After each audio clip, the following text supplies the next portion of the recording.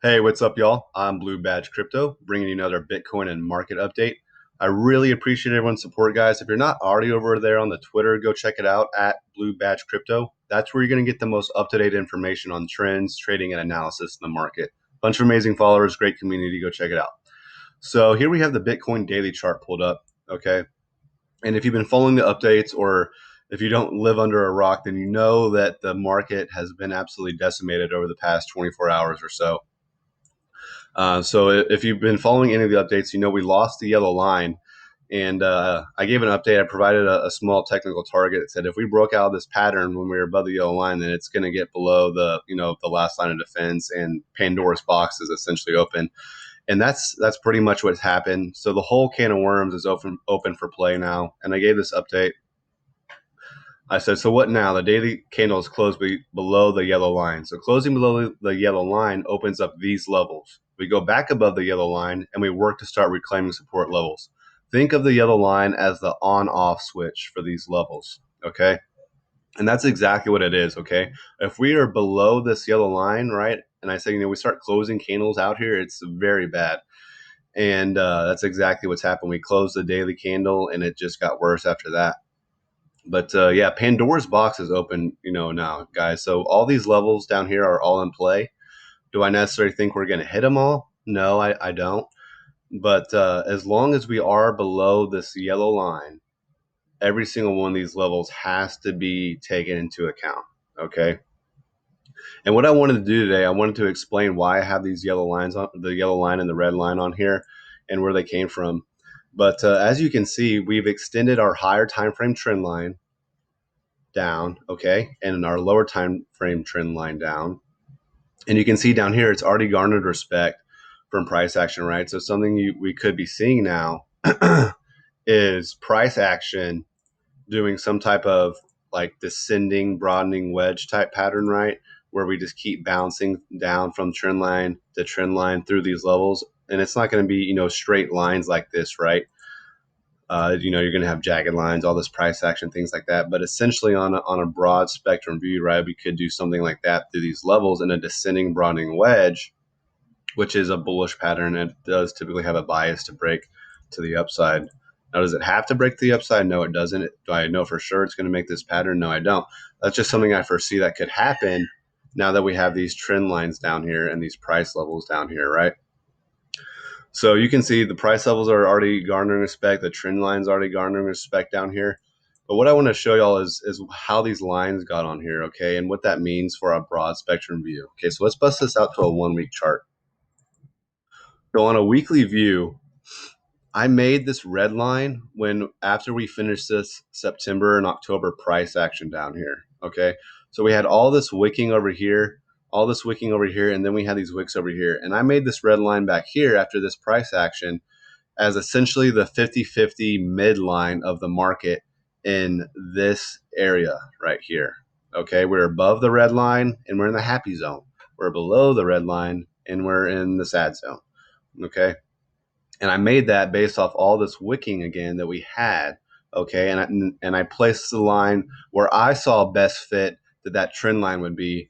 And if we come back to our chart here, it absolutely proved fruitful. The red line essentially halted the dump in its place, right? Just stopped price action right here. You had 1, 2, 3, 4, almost 5 wicks down to it, popped off of it, went back into our channel, tried to hold our red line, did our best to hold price action here, and then fell below and utilized the yellow line of support for a little while there.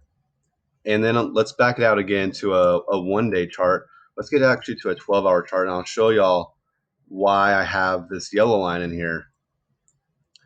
So the yellow line, if you've been following the updates, you know, but the yellow line was the last line of defense to have a higher low structure in the market, okay? So this is back on August 5th, when we would have made, if we would have stayed above this line, we could have maintained a higher low structure, right? We'd create a low here, a small low, but still a low, have all this price action over time, come back here, still create a higher low off the yellow line and be good for a continuation. That didn't happen. We started wicking down below. We started having technical targets to the downside, and we fell below the yellow line, closed below. And like I said, Pandora's box is now open. All these levels down here are in play. They all have to be accounted for, right? So again, let's look at this on August 5th, August 4th and 5th. This is where this price action was down here. Okay, that's where it created the low before it pumped. And I actually wanted to base my video this morning around this on the total market cap, but unfortunately, it just happened too quick for me to get the video out this morning for y'all. So it already happened. So I guess I was correct. But here's what I wanted to show y'all. So y'all remember on Bitcoin, that higher low on August 4th or August 5th is where we wanted to bounce. But on total market cap, that area wasn't down until right here. Okay, so this area, this is the end of September. This is that end of September going into October price action right here. But on total market cap, the overview of the total market, that higher low isn't until right here, or isn't back until right here. Okay. Again, granted, it's small, right? It's a small low. This is like a twig of support in comparison to, all this price action up here. So, as small as it may be, this is still a higher low structure, right? And as you can see, August 3rd, August 4th, August 5th, right here. It's all right here. So I was going to make this pink line and say, hey, we could at least bounce off of here. And it already did. So I guess I was correct. We did already bounce off of here and we moved up.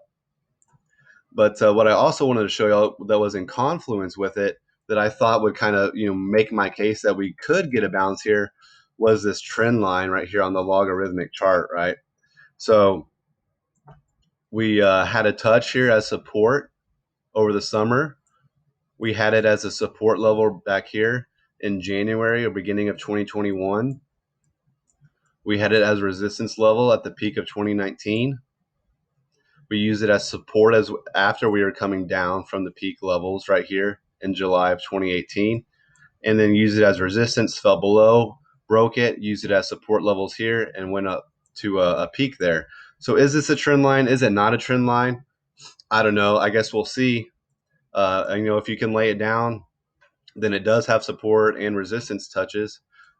So we'll see, but I laid this down to show that in confluence with this pink line, that it could certainly provide a bounce here potentially. Okay, and it did. Now, was that from the trend line? Was that from this price level? Or does it just happen to be exactly just line up and be coincidence? Who knows? I personally think that there is some type of level of confluence right here with this higher low market structure, right? So we'll see what happens, but that is something I wanted to show y'all, right? So we're on Bitcoin. Let's go back and look at it one more time. Okay, so Bitcoin has already fallen through that higher low structure where we create a higher low. Okay, but that's just one coin. Now it does control the market a lot, but it's just one coin. Whereas the total market cap for the whole entire cryptocurrency galaxy is right here. Okay, and we're bouncing off of that higher low structure. In fact, we're still creating even.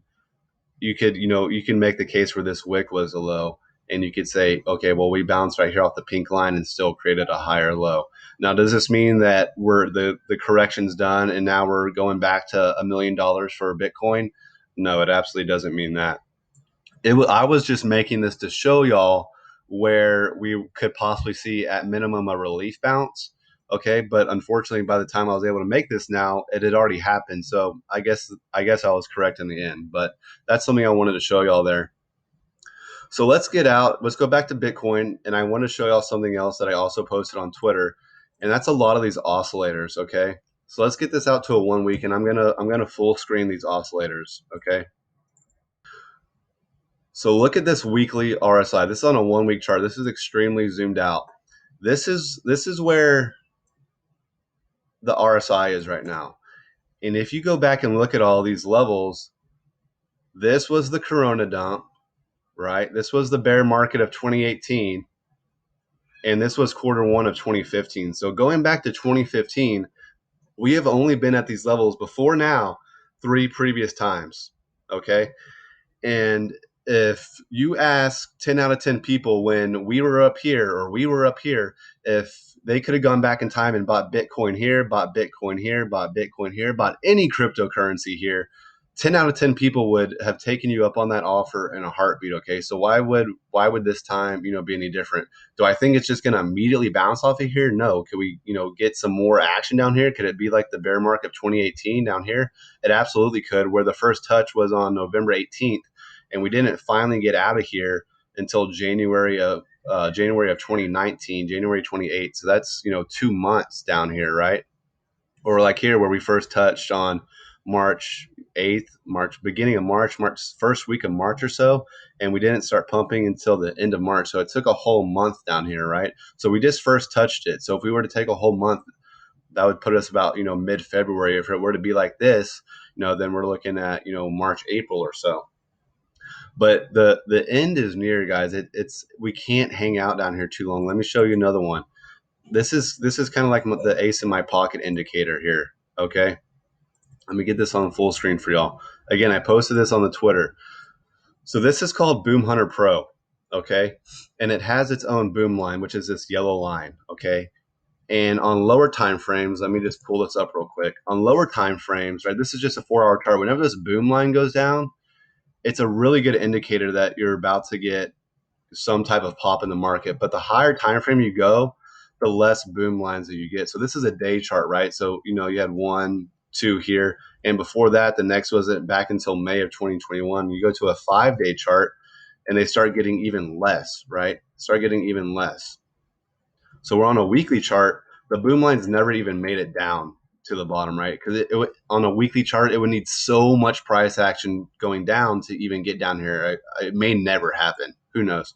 But what I wanted to show y'all is that it's at the lowest point it has ever been since 2015. Ever been. It's never made it this low. Okay.